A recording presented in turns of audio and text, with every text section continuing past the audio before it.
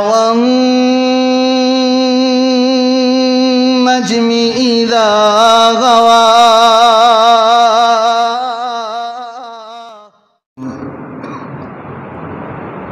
ولكن رسول اللہ وخاتم النبیین۔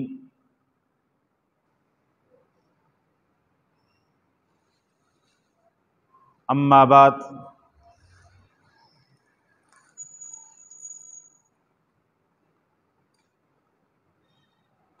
تمام قسم کی حمد و ثنا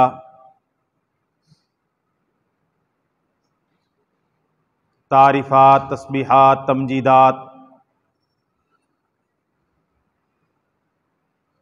بزرگی، بڑائی، پاکی، تقدیس و تحمید اکیلے اللہ رب العالمین کے لیے ہے، جو ہم سب کا اکیلا خالق، مالک، رازق اور مدبر ہے۔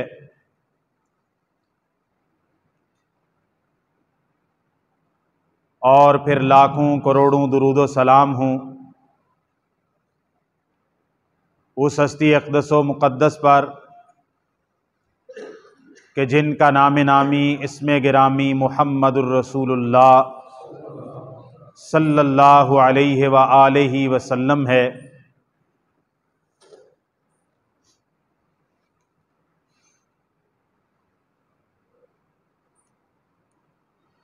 عزیز بھائیوں، دوستوں اور بزرگوں، میں انشاءاللہ بہت ہی مختصر وقت میں آپ کے سامنے چند باتیں رکھنے کی کوشش کروں گا۔ تے گویڑ دی گل ہے بھائی میں کھلو کے گفتگو کر رہا ہوں، یہ کس طرف اشارہ ہے؟ جدو مولوی کھلو کے گفتگو کرے، بہن دی سیٹ بھی موجود ہوئے، کرسی انہوں دتی گئی ہوئے مولوی صاحب نو، پھر بھی وہ کھلو گفتگو کریں، یہ کی وجہ ہے؟ یہ ایک وجہ ہے وہ سنت زیادہ ہے کہ بندہ کھلو کے گفتگو کرے، خطبہ بہ کے بھی دیتا جاتا ہے۔ دوجی مولوی صاحب نے ٹائم تھوڑا لانا ہے، یہ میں تاں تے کھلوتا تاکہ تمہیں پتہ لگ جائے کام مکانا ہے، ٹھیک ہے، ٹینشن نہیں لینی۔ دوسری بات یہ ہے کہ میرا ایک مزاج ہے، میرا مدرسے کا مزاج ہے، عوامی اجتماعات والا میرا مزاج نہیں ہے۔ ہم مدرسے میں پڑھاتے ہیں، ہمارے سامنے 10، 20، 15، بعض اوقات ایک کلاس کے اندر 5 طالب علم بھی پڑھ رہے ہوتے ہیں، اور ہم ان 5 طالب علموں کو پڑھانے کے لیے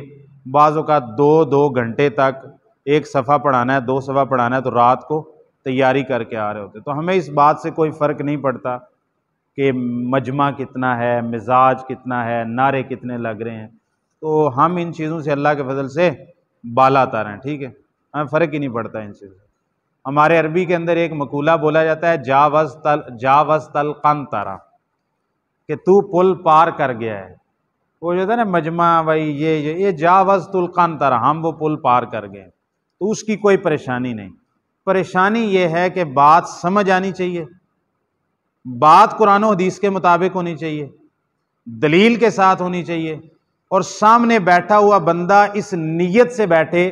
کہ میں کوئی بات سننے کے لیے، سمجھنے کے لیے، سیکھنے کے لیے، اور جب مجھے سمجھ آ جائے تو میں اس پر عمل کرنے کی کوشش کروں گا، میں اس لیے بیٹھا ہوں۔ آپ کا وقت میرے پاس امانت ہے، میرا کام ہے آپ تک بات صحیح پہنچانا، ٹھیٹھ پہنچانا، سمجھانا آپ کو بات، اور آپ کی صحیح رہنمائی کرنا، اور آپ کی یہ ذمہ داری ہے کہ اس کے بعد آپ اس پر، میں اور آپ اس پر عمل کریں۔ سب سے پہلی بات یہ ہے کہ اللہ تعالیٰ نے جن و انس کی ہدایت کے لیے بے شمار انبیاء کو اس زمین پر مبعوث کیا۔ ان سب کی نبوت و رسالت انسانیت کے لیے اللہ تعالیٰ کی طرف سے ہدایت کا پیغام تھی۔ وہ سارے اللہ کے پیارے تھے، وہ سارے اللہ کے برگزیدہ تھے، وہ سارے کے سارے اللہ کے مقرب تھے، وہ سارے کے سارے اللہ کے پیغام رساں تھے، وہ سارے کے سارے اللہ کے فرستادہ تھے، وہ سارے کے سارے اللہ تعالیٰ کی طرف سے بھیجے ہوئے تھے۔ ان سب کی نبوت و رسالت پر ہمارا ایمان ہے، ہم ارکان ایمان 6 مانتے ہیں، اور ان میں سے ایک رکن ایمان یہ ہے کہ اللہ تعالیٰ کے رسولوں پر ایمان لانا، تمام انبیاء کی رسالت و نبوت کو ماننا، اور تمام انبیاء و رسل کے آخر میں سیدنا عیسیٰ علیہ السلام کے بعد اس روئے زمین پر ایک ایسی ہستی نمودار ہوئی، ان کی پیدائش ہوئی، پھر اس کے بعد 40 سال کی عمر کے اندر ان کی بعثت ہوئی، جن کو مالک کائنات نے ساری کائنات سے افضل بنایا، ساری انسانیت سے اعلیٰ بنایا، تمام انبیاء سے برتر بنایا، سب سے اپنا لاڈلا اور پیارا بنایا، اور آپ علیہ الصلاۃ والسلام کو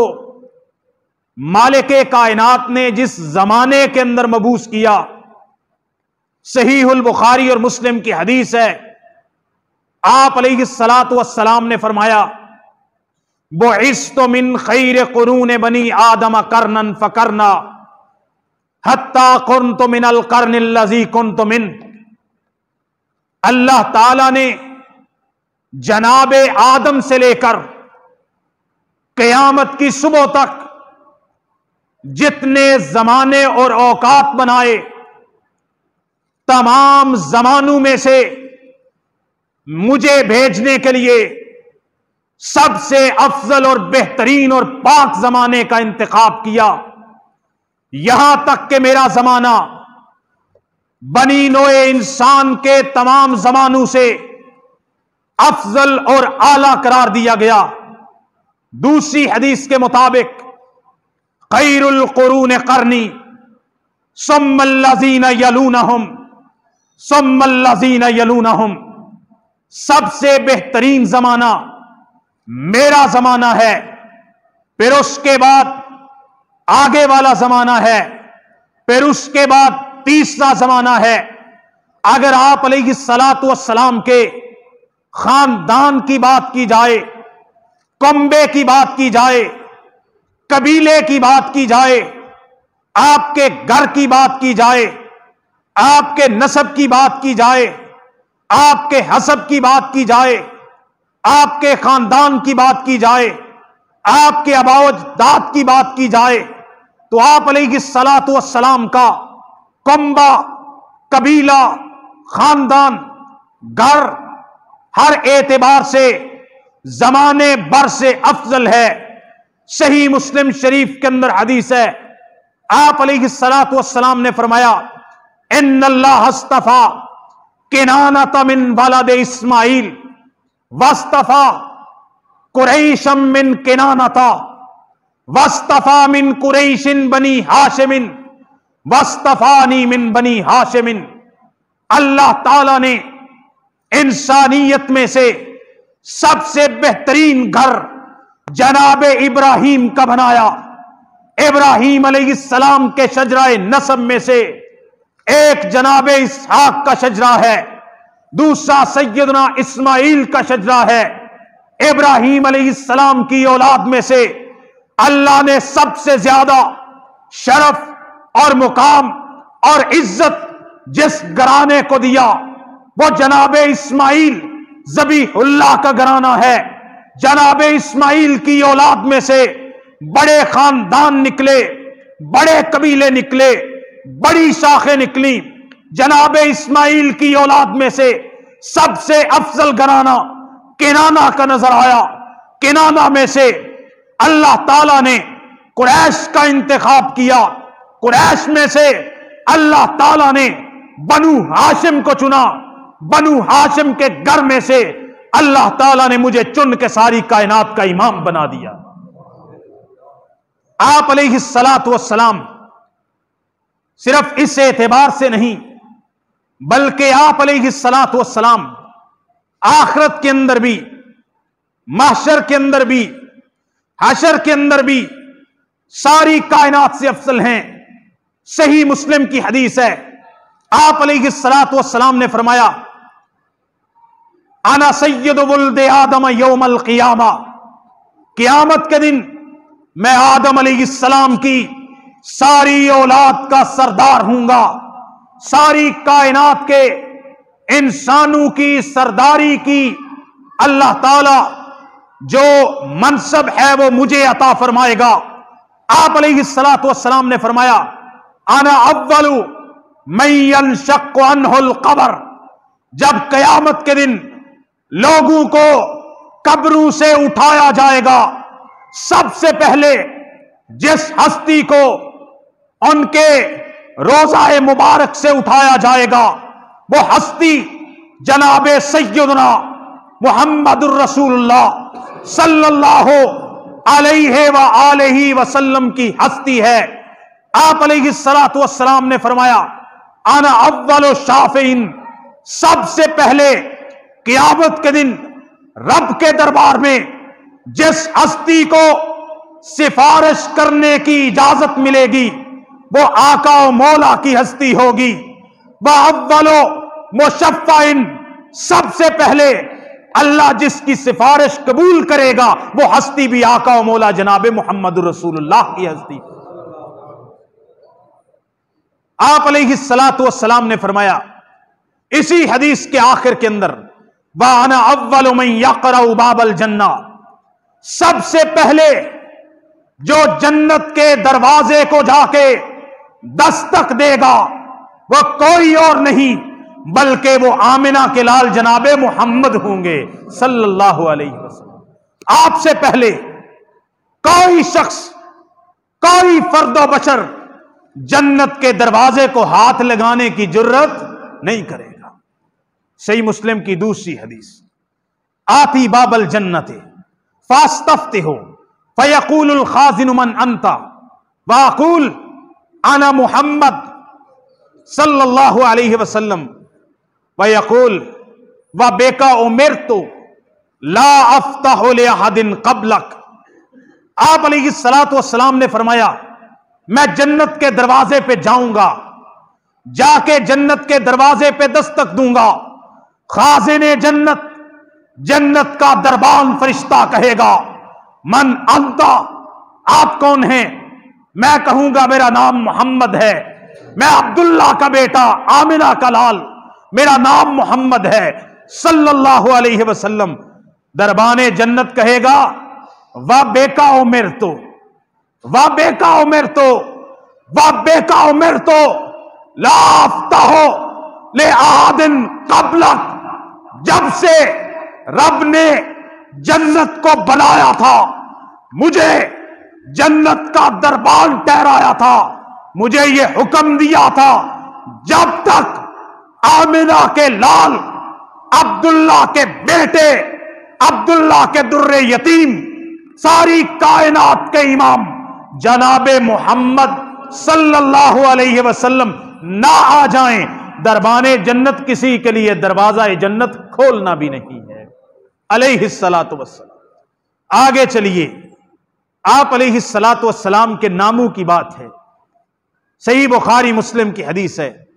आप अलैहिस्सलातु वस्सलाम ने फरमाया, ली खमसतु अस्मा, मेरे बहुत सारे नाम हैं लेकिन उनमें से 5 नाम खास हैं। आपने फरमाया, आना मुहम्मदुन व आना अहमदु व अना अल माही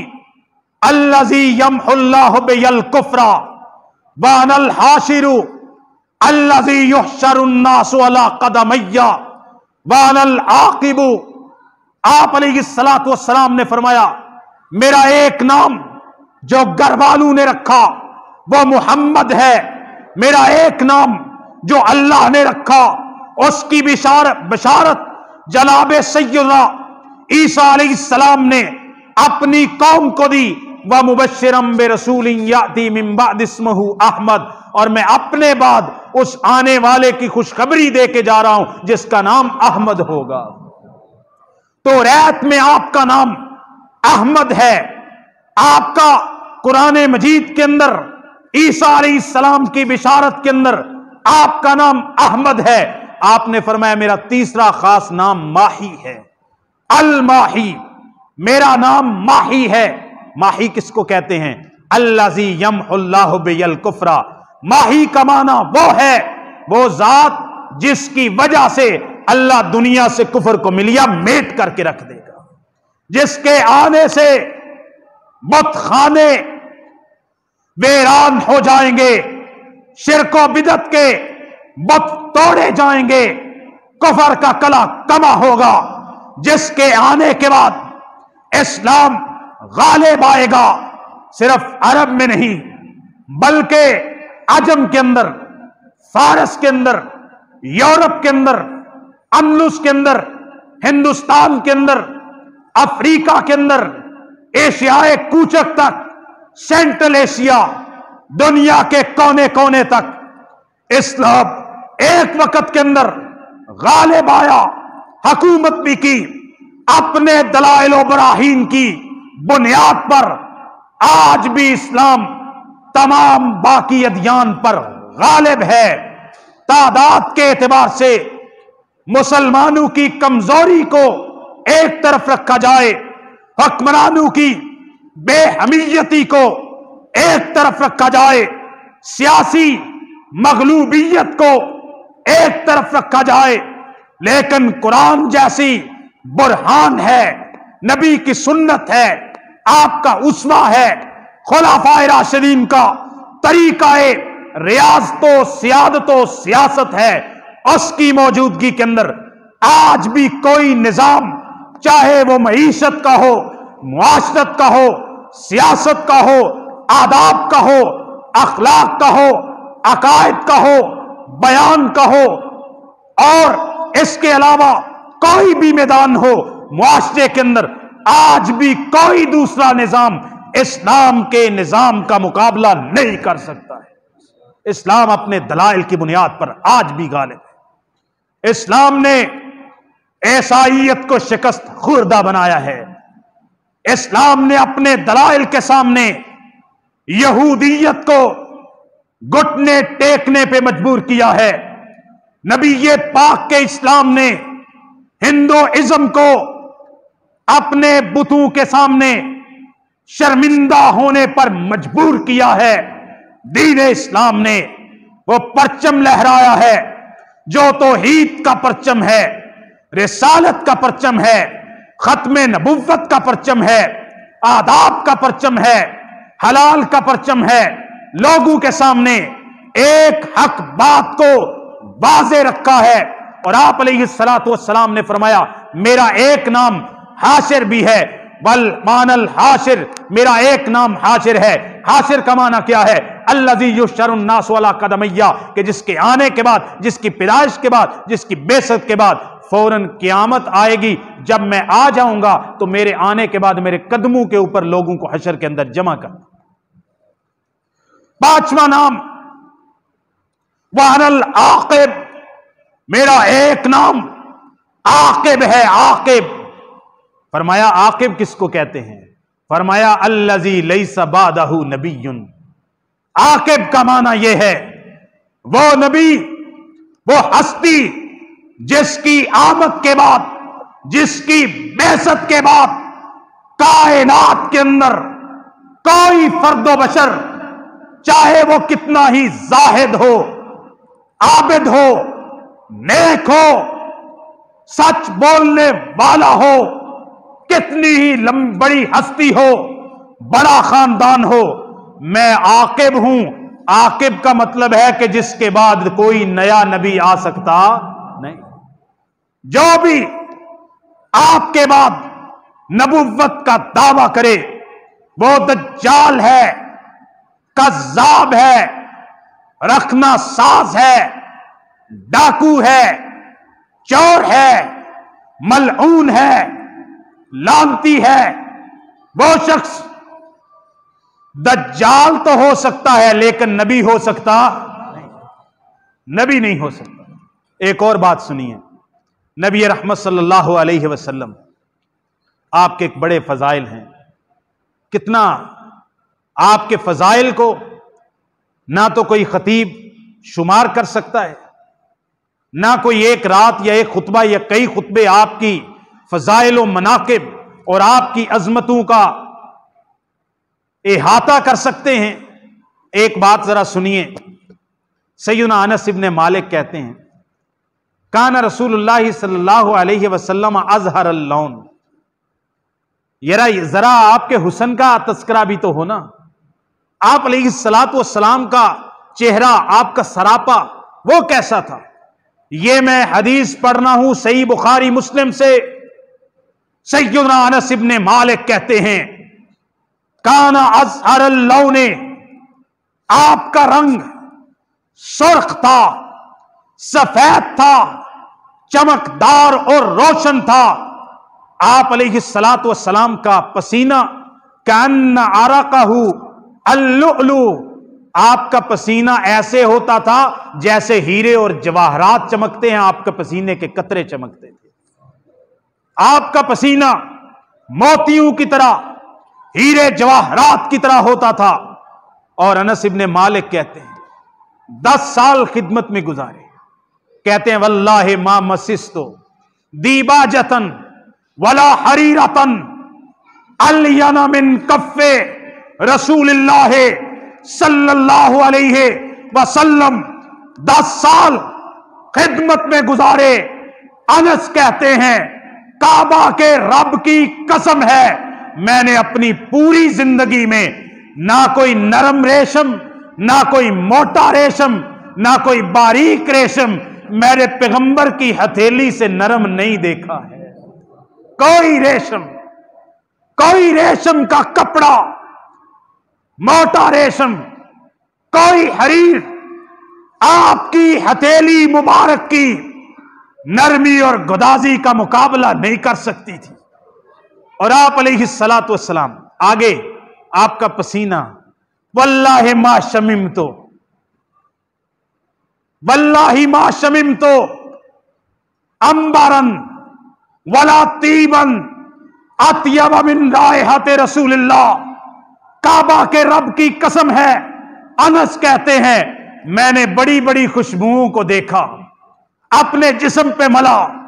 انبر کو بھی دیکھا، کستوری کو بھی دیکھا، اعلیٰ سے اعلیٰ خوشبوؤں کو استعمال کیا سونگا، لیکن کعبہ کے رب کی قسم سچ پوچھتے ہو کوئی انبر، کوئی کستوری، کوئی خوشبو، کعبہ کے رب کی قسم ہے، انس کے الفاظ ہیں نبی یہ پاک کے پسینے کی خوشبو کا مقابلہ نہیں کر سکتے۔ یہی انس ابن مالک کی ماں ام سلیم، نبی یہ پاک کی خادمہ، بیٹا بھی خادم، ماں بھی خادمہ، آپ ان کے گھر جاتے ہیں، کبھی کیلولہ فرما لیتے ہیں، آپ علیہ الصلوۃ والسلام سوتے، پسینہ بہت زیادہ آتا۔ ایک دن ام سلیم کو رسول اللہ صلی اللہ علیہ وسلم کی آنکھ کھلی تو ایک لکڑی کی ڈبیا کے اندر آپ علیہ الصلوۃ والسلام کا پسینہ نچوڑ رہی تھی۔ یہ بھی صحیح مسلم کی حدیث ہے، پسینہ نچوڑ رہی۔ آپ نے کہا ام سلیم کیا کرتی ہو؟ انہوں نے کہا یا رسول اللہ ہم خوشبو بناتے ہیں، خوشبو میں آپ کا پسینہ مبارک شامل کر دیتے ہیں، اللہ کی قسم کسی خوشبو کی ریح، کسی خوشبو کی خوشبو آپ کے پسینے کا مقابلہ نہیں کر سکتے۔ آپ علیہ الصلوۃ والسلام خاتم النبیین ہیں۔ آپ علیہ الصلوۃ والسلام نے فرمایا اوتیت خمسا لم یؤتہن احد قبلی، مجھے 5 ایسے خصائص عطا کیے گئے کہ مجھ سے پہلے اللہ تعالیٰ نے کسی نبی، کسی رسول اور کسی نبی اور کسی رسول کی کسی امت کو وہ خصائص عطا نہیں کیے گئے۔ سب سے پہلی خصوصیت یہ ہے کہ میرے دشمن مجھ سے 1 مہینہ دور مسافت پہ بیٹھا ہو، 1 مہینہ دور بیٹھ کر اللہ تعالیٰ نے اس کے دل میں میرا رعب ڈال دیا۔ دوسری بات، آپ علیہ الصلوۃ والسلام نے فرمایا وَجُعِلَتْ لِيَ الْأَرْضُ مَسْجِدًا وَطَهُورًا، اور ساری زمین کو میرے لیے اور میری امت کے لیے، نواز کے لیے مسجد بنا دیا ہے، اور پانی نہ ملے تو تیمم کے لیے وضو کا ذریعہ بنا دیا ہے۔ اور آپ علیہ الصلوۃ والسلام نے فرمایا، آپ نے فرمایا وَأُحِلَّتْ لِيَ الْغَنَائِمُ، میرے لیے غنیمتوں کو حلال کر دیا گیا۔ جہاد پہ جاتے ہیں، مال غنیمت آتا ہے، آپ نے فرمایا وَلَمْ تَحِلَّ لِأَحَدٍ قَبْلِي، مجھ سے پہلے جناب آدم سے لے کے سیدنا عیسیٰ تک جتنے انبیاء نے جہاد اور غزوات کیے، کسی نبی کے لیے، کسی امتی کے لیے مال غنیمت کا مال کھانا حلال نہیں تھا، میرے لیے اور میری امت کے لیے حلال کر دیا گیا۔ اور آپ علیہ الصلوۃ والسلام نے فرمایا، میرا ایک خاصہ یہ ہے کہ آپ علیہ الصلوۃ والسلام نے فرمایا اوتیت الشفاعہ، مجھے کل قیامت کے دن سب سے بڑی شفاعت کا اللہ تعالیٰ نے منصب عطا کیا ہے۔ جب جناب آدم سے لے کر سیدنا عیسیٰ تک تمام انبیاء اللہ کے سامنے سفارش کرنے سے اپنے آپ کو روک لیں گے، گھبرا جائیں گے، ساری انسانیت کی سفارش اگر مالک کائنات کے غیظ و غضب کی وجہ سے، مالک کائنات کے سب سے زیادہ غیظ و غضب کے وقت اگر تمام انبیاء کو چھوڑ کر کوئی ہستی ساری انسانیت کی سفارش کرے گی تو وہ آقا علیہ الصلوۃ والسلام کی ذات اقدس۔ آپ نے فرمایا میری پانچویں خصوصیت، وَكَانَ النَّبِيُّ يُبْعَثُ إِلَىٰ قَوْمِهِ خَاصَّةً وَبُعِثْتُ إِلَى النَّاسِ عَامَّةً، جاؤ جتنے بھی انبیاء مجھ سے پہلے آئے وہ صرف اپنی خاص ایک مخصوص علاقے اور قوم کے نبی بنا کے بھیجے جاتے تھے، لیکن جب میری باری آئی اللہ تعالیٰ نے مجھے ساری انسانیت کا نبی اور رسول بنا کے بھیجا۔ وَمَا أَرْسَلْنَاكَ إِلَّا كَافَّةً لِلنَّاسِ بَشِيرًا وَنَذِيرًا، ہم نے آپ کو ساری انسانیت کی طرف ڈرانے والا اور بشیر بنا کے بھیجا ہے۔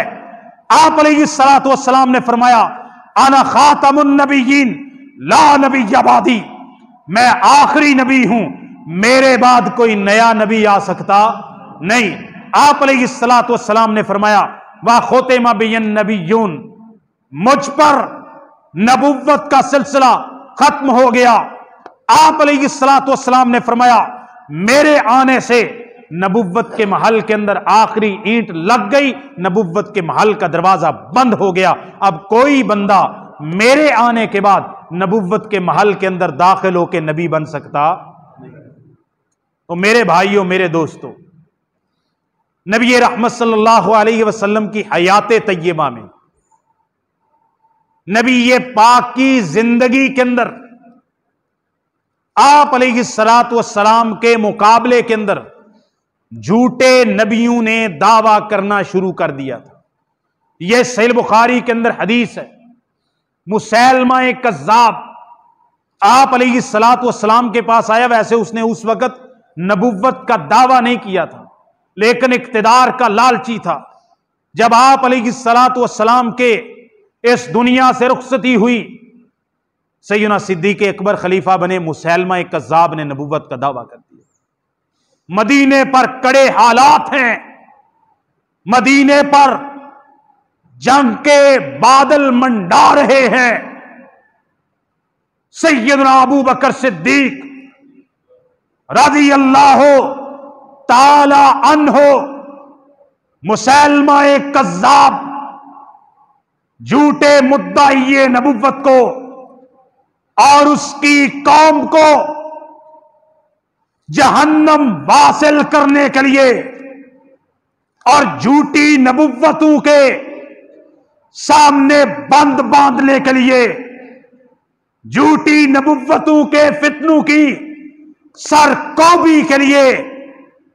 ایک لشکر کو روانہ کرتے ہیں، مدینے کو خطرے میں ڈال کر کہ سب کچھ برداشت ہے لیکن ایک اسلامی حکومت کے ہوتے ہوئے جھوٹی نبوتوں کو اور جھوٹے مدعیان نبوت کو اور ان کے پیروکاروں کو اسلامی ریاست میں پنپنے دیا جائے، پھلنے پھولنے دیا جائے، یہ اسلام کے مزاج کے خلاف ہے، یہ صدیق اکبر کے ایمان کے خلاف ہے، یہ خلیفہ راشد کی سنت کے خلاف ہے۔ آپ علیہ الصلوۃ والسلام کی ختم نبوت پر اور آپ علیہ الصلوۃ والسلام کے لیے محبت کا اظہار کرتے ہوئے سب سے زیادہ صحابہ جس جنگ کے اندر شریک ہوئے ہیں، شہید ہوئے ہیں، وہ جنگ یمامہ ہے، اور اسی جنگ کے اندر جو جھوٹے مدعی نبوت کے خلاف کی گئی، مسیلمہ کذاب کے خلاف کی۔ وحشی جس نے جنگ احد کے اندر نبی پاک کے چچا حمزہ کو شہید کیا تھا، نبی پاک نے معاف کر دیا تھا، کہا میرے سامنے نہ آنا، مجھے چچا یاد آ جاتا۔ جب یہ موقع آیا، وہ وحشی وہ نکلا، اس جنگ کے اندر گیا، اور وحشی نے مسیلمہ کذاب کو قتل کیا۔ اس نے لوہے کا لباس پہنا تھا، صحیح بخاری میں حدیث ہے ساری، اور کہیں سے بھی کوئی نظر نہیں آ رہا تھا، تو وہ ایک اونٹ کے پیچھے چھپا ہوا تھا، اس کی فوجیں لڑ رہی تھیں، وحشی برچھی دور سے پھینکتا تھا، آنکھ میں مارتا تھا، آنکھ پھوڑ دیتا تھا۔ سیدنا حمزہ کے بھی اس کو یہاں پر زرہ باندھی ہوئی تھی، جب شہید کیا تو یہاں پر اس کو پیٹ کے پاس تھوڑی سی جگہ ننگی نظر آئی، جس پر وہ زرہ نہیں تھی، وہ زرہ ہٹی لڑتے ہوئے، بس اتنے موقع کو اس کی طاق کے اندر تھا، اس نے برچی ماری، سیدنا حمزہ کو شہید کر دیا۔ مسیلمہ کذاب چھپا ہوا تھا، ایک اونٹ کے پیچھے سے تھوڑا سا نظر آ رہا تھا، اور اس کی آنکھیں اس لوہے کے لباس کے اندر نظر آ رہی تھی۔ وحشی نے ایک برچھی کو تولا اور اس کو ماری، وہ ڈھیر ہوا، مسیلمہ کذاب جہنم واصل ہوا۔ وحشی نے تاریخی الفاظ کہے، اس نے کہا لوگوں سن لو، جو میں نے اپنے زمانہ کفر کے اندر میں نے نبی پاک کے دودھ شریک بھائی، آپ کے بچپن کے یار، آپ کے پیارے چچا، آپ علیہ الصلوۃ والسلام کے دوست، آپ کے بھائی حمزہ کو احد کے میدان میں شہید کر کے جو میں نے تکلیف رسول اللہ کو دی تھی، آج میں نے ایک جھوٹے دجال مسیلمہ کذاب کو اپنے ہاتھوں سے قتل کر کے میں نے آج حمزہ کی شہادت کا بدلہ رسول اللہ سے چکا دیا ہے۔ جو میں نے تکلیف رسول اللہ کو دی تھی، آج آپ کی نبوت پہ ڈاکے مارنے والے کو اپنے ہاتھ سے مار کے میں نے رسول اللہ کے ساتھ اپنا حساب برابر کر دیا، اس تکلیف کو میں نے برابر کر دیا۔ پھر یہ مسیلمہ کذاب پنجاب کا، اس نے نبوت کا دعویٰ کیا، علماء نے اس کے خلاف لکھا، اس کے ساتھ مناظرے کیے، اس کے ساتھ مباہلے کیے، یہ لیٹرین کے اندر جہنم واصل ہوا۔ آج بھی قادیانی ہم سوئے ہوئے ہیں کہ ہم نے 74 کے اندر قانون کو پاس کر لیا تھا، آج بھی قادیانی قوم یہ چیرہ دستیوں کے اندر، بیوروکریسی کے اندر ہمارے لوگوں کو گرین کارڈ کے نام پہ، یورپ کے ویزے کے نام پہ، اپنی بچیوں سے شادی کروانے کے نام پہ نوجوانوں کے دین خراب کر رہی ہیں، ان کا عقیدہ خراب کر رہے ہیں، اور ہم اس بارے کے اندر سوئے ہوئے ہیں۔ یہ صرف 74 کے اندر قانون پاس کروانا نہیں تھا، بلکہ یہ ہم نے قیامت کی صبح تک یہ جنگ لڑتے رہنا ہے۔ اس جنگ لڑنے کا ہمیں طریقہ جناب صدیق اکبر اس کا سبق دے کر گئے، اور اسی معاملے کی کڑی عقیدہ ختم نبوت کے تحفظ کے لیے ہر سال بڑی کانفرنسز ہوتی ہیں۔ مرسی جمعیت اہل حدیث عالمی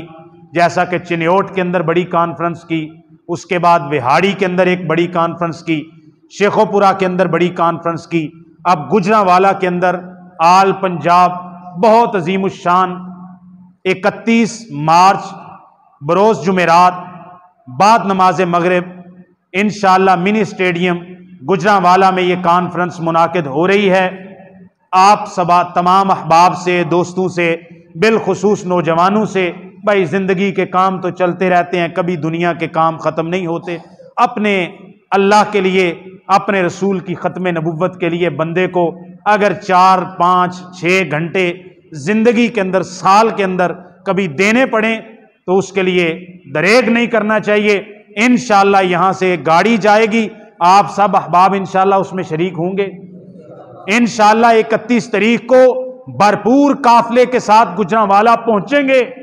اس بات کو سوچ لیا کیجئے کہ قافلے میں کانفرنس میں جانے کا فائدہ کیا ہے؟ کانفرنس میں جانے کا فائدہ یہ ہے کہ قادیانی، مرتد اور کافروں کے خلاف میں جب وہاں کانفرنس ہو رہی ہوگی تو آپ ایک ایک بندہ جا کے کافروں کے مقابلے میں مسلمانوں کی تعداد کو بڑھا رہے ہوں گے. یہ فائدہ ہے آپ کے جانے کا. اللہ تعالیٰ ہمیں عمل کی توفیق عطا فرمائے. وما توفیق دعا واسطے والنجم إذا غوى